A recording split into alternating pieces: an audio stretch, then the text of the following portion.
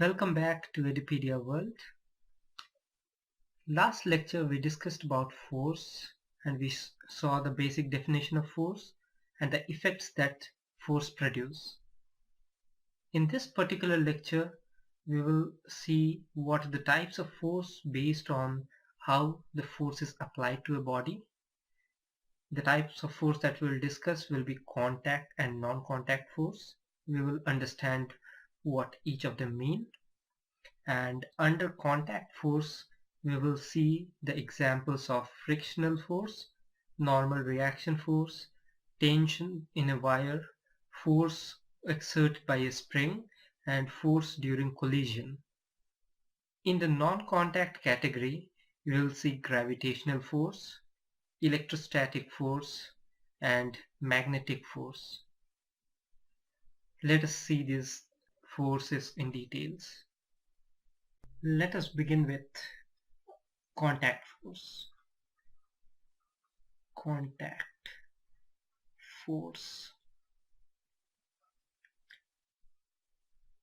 As is quite evident from the name, contact force refers to the force that is applied to a body which is in physical contact. So the force applied through physical contact.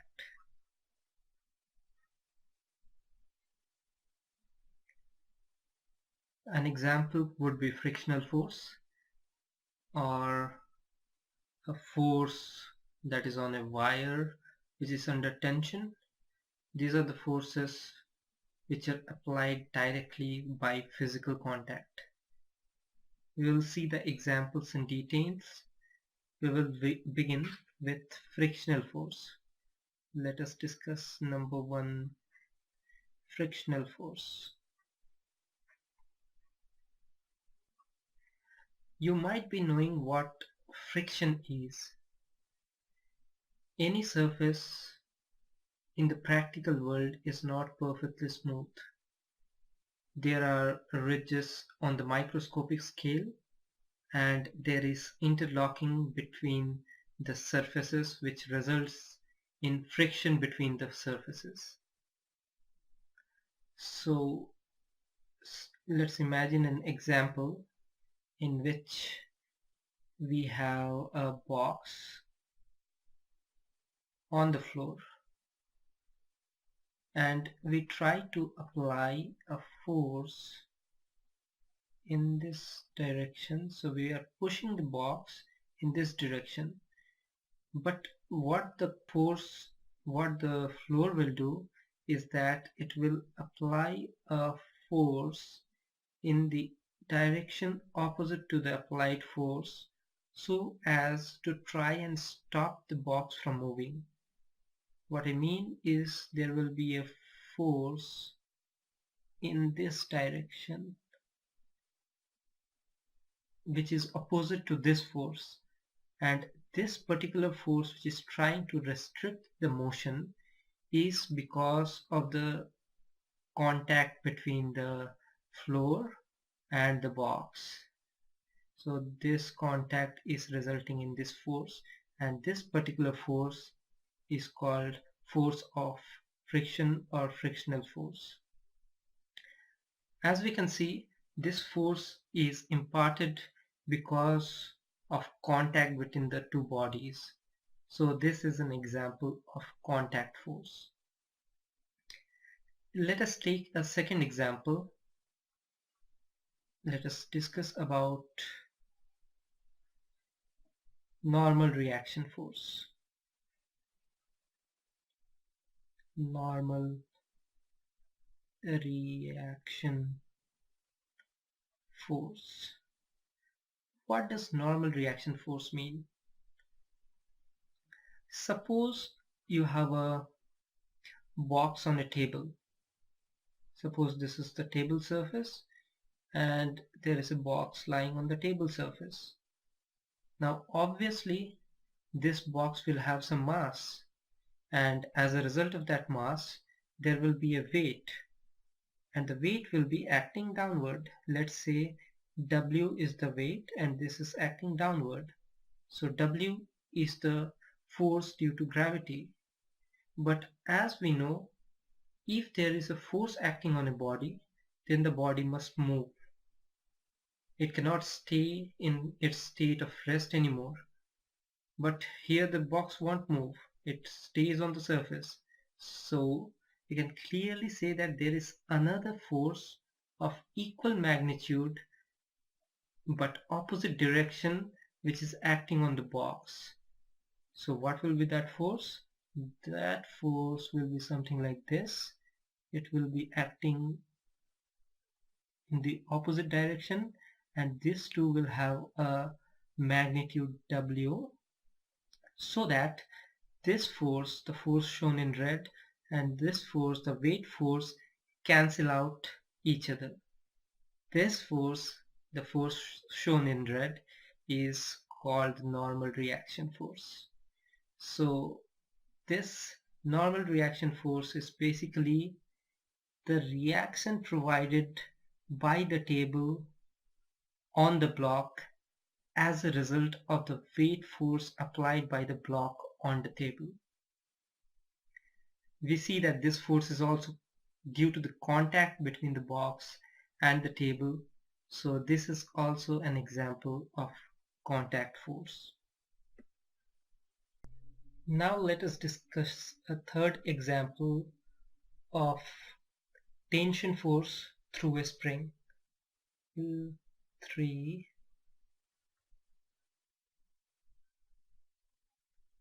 Tension through string. For this we need to see an example in which a block is hanging via a string like this. So this is a block of mass m and weight w, and this string, imagine, let's say it is massless. Now what will happen is that this will have a weight force acting downward. But again, as in the case of normal reaction force, where the body did not move because this W and this W cancelled out, here too we see that the body does not move. So there must be a force on the string which is acting upward and equal in magnitude with W. We call that as tension and represent that as T. So this force which is produced on the wire due to the hanging weight W is known as the tension through the string. And since here again we see this force is transmitted by the virtue of it being in contact, this is an example of contact force.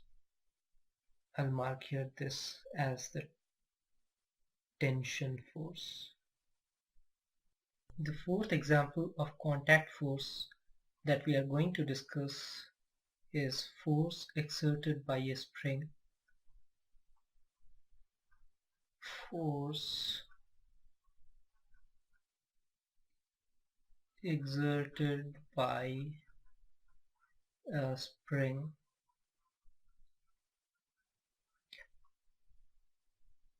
Let us draw a spring which is attached to a fixed wall, and when this string has no force on it, no external force applied on it, it will be at its natural length. But as soon as we apply some force, let's say we apply a force like this, we pull the spring in this direction. As a result of the pull, what will happen is that the spring will elongate. it will become longer, and it will remain long as this force is acting on the spring. But in the course of it getting elongated, a restoring force will develop inside this spring. Restoring force, which will try to bring back the spring to its natural length. This restoring force will try to bring it here. So as soon as this force is removed, this external force is removed, this restoring force will come into picture, and it will bring back the elongated spring back to its natural length.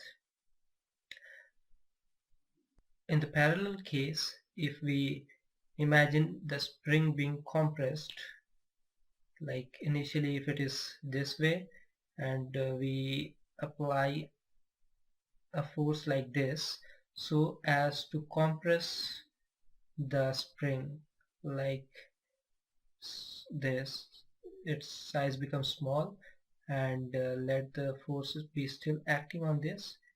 Even now a restoring force will develop, which will again try to oppose this force. So now the restoring force will be on this direction, so that it brings back the spring to its natural length from this compressed length. As soon as this force will be removed, this will start acting, and it will bring back this spring to its natural length. So here we see that the force again is by contact, and hence is an example of force exerted by contact and an example of contact force. The last example that we'll discuss under the category of contact force is force exerted during collision. Force exerted during collision. Imagine two balls. One ball over here, one ball over here, and this is moving in this direction, this is moving in this direction. So eventually they both will collide.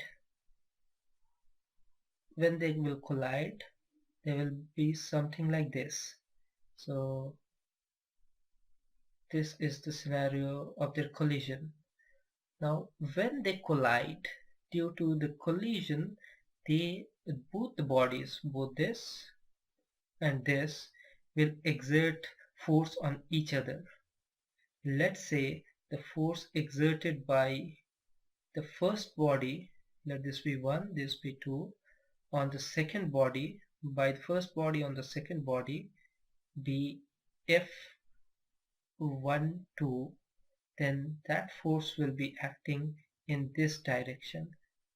At this point, like this will go like this, and this will be F1, 2. And the second body will produce a force on the first body, which will be in this direction, and this we can call as F21, like the force produced by the second on the first. What we'll find that the force 1, 2 and force 2, 1 are of equal magnitude and on the opposite direction. So during collision between object 1 and object 2, during the moment of contact, when the collision takes place, there will be a pair of force developed which will be acting in opposite directions but will have equal magnitude. And this pair of force, as we see here, will result in the two bodies moving away from each other. That is, the body 1 will move back in this direction and the body 2 will move back in this direction. Why is this so? Because the force 1, 2 which is acting on 2 during collision is in this direction, so this starts moving in this direction, and the force 2, 1 on body 1 which is acting on this direction will make the body 1 move in this direction. This is the examples and overall picture of contact forces. Next, let us jump to non-contact forces. Non-contact forces. Non-contact forces. As the name suggests, non-contact forces are the forces that are applied at a distance. That is, the body need not be in physical contact. Physical contact is not required. Not required for this non-contact forces to be applied to a body. Now, how is that possible? We'll see examples where this is possible. The first and foremost example, which is the most prominent and distinctive example of non-contact force, is gravitational force.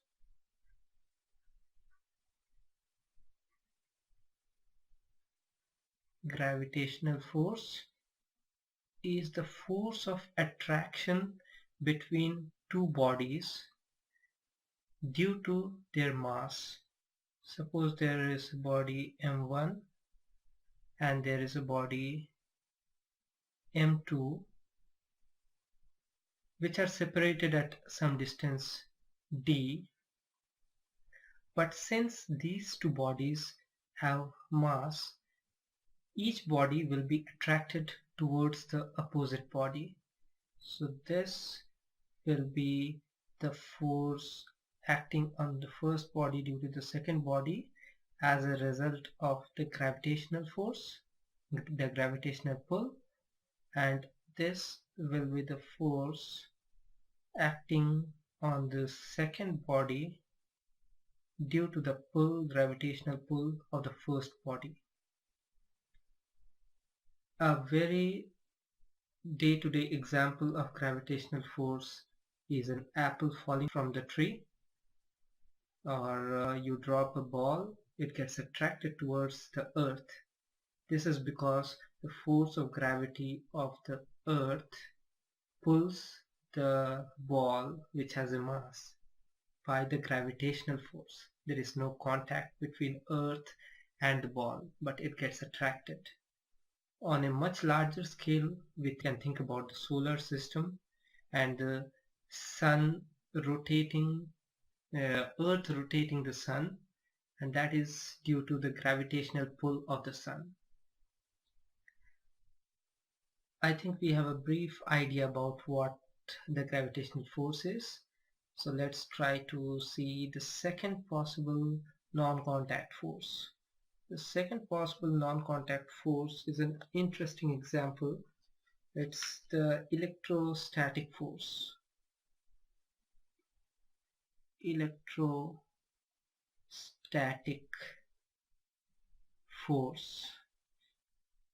You might have heard the saying that like charges repel and unlike charges attract. What does that mean? Suppose there is an electron here represented as E minus and an electron here represented as E minus again. This is an electron, this is an electron, and they are separated by a distance. But since these two charges are both negatively charged, both particles are negatively charged, they will repel each other. That is, they will have a force of repulsion due to the electrostatic force. This is the electrostatic force of repulsion. Now suppose there is a electron which is negatively charged and there is a proton particle which is positively charged.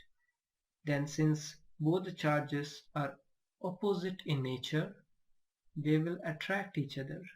The proton will pull the electron towards itself, and the electron will pull the proton towards itself. And this pair of force are electrostatic in nature. So here, as in the gravitational force, the pull is at a distance. There is no contact between the bodies.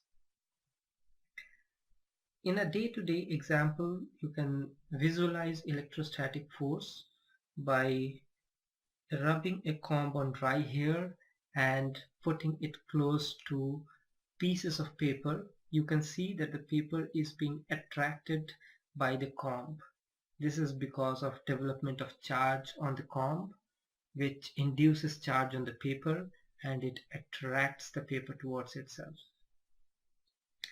The third example that we will see of non-contact force is again a very day-to-day example which you might have encountered, which is known as magnetic force. Magnetic force. Magnetic force is due to the magnetic field of magnets. When two poles of magnet of similar nature come in proximity, then they repel each other, similar to electrostatic force. So suppose there is a north pole of a magnet here. Let me take another color. North pole of a magnet here. And we bring a north pole of another magnet close to this. And since both the poles are similar in nature, they will again repel each other. This magnet will try to push away this pole of the magnet, and this north will try to push away this north. Similarly, as in the case of electrostatic force, if we bring south pole of a magnet close to the north pole of another magnet, they will again attract each other, parallel to what happened over here with electron and proton. They both are very much similar in nature. So the magnetic force is again at a distance, and therefore it is a non-contact force. We see in all the three examples, the gravitational force, the electrostatic force, and the magnetic force, that the bodies need not be in contact, but the force is imparted on both the bodies. As a matter of fact, this pair of force, whether be it in the gravitational force, or this pair of force in electrostatic force, or this pair of force in the case of magnetic force, the magnitude of the pairs is always the same, and they always point in the opposite direction. This is one of the fundamental laws of Newton's law of motion, which we will discuss in our next lecture. But we can clearly visualize it over here, that this is something what is happening. We cannot see the magnitude, we cannot compare the magnitude, but obviously we can see that the directions are opposite, and they are always in pairs. So this is also an interesting takeaway from our lecture here, and we will see more clearly in the next lecture how does this work. Another interesting thing that we can see is that the gravitational force, the force of gravity, is always attractive in nature. That is, any two mass will always attract each other due to its gravitational force. But that is not the case for electrostatic force and magnetic force. Depending on the type of charge or the type of pole being brought close to each other, the force can either be attractive or repulsive. Also, the force of attraction or the force of repulsion for all the three cases depends on the distance between the two particles. Closer the particle, more will the force be. Further the particle, less will the force be. More precisely speaking, it depends on the square of the distance. Like if we double the distance between m1 and m2, the force of attraction due to gravity will reduce by a factor of 4. That is true for gravitational force, that is true for electrostatic force, and that is true for magnetic force. I think with this we have a good idea about non-contact force. We saw a lot about contact force, and in our previous lecture we saw force and the effects. And with this background, in our next lecture we will see the Newton's laws of motion, and we will get a better quantitative view on how the force acts and what exactly can it do. Till then, have a great day. See you again.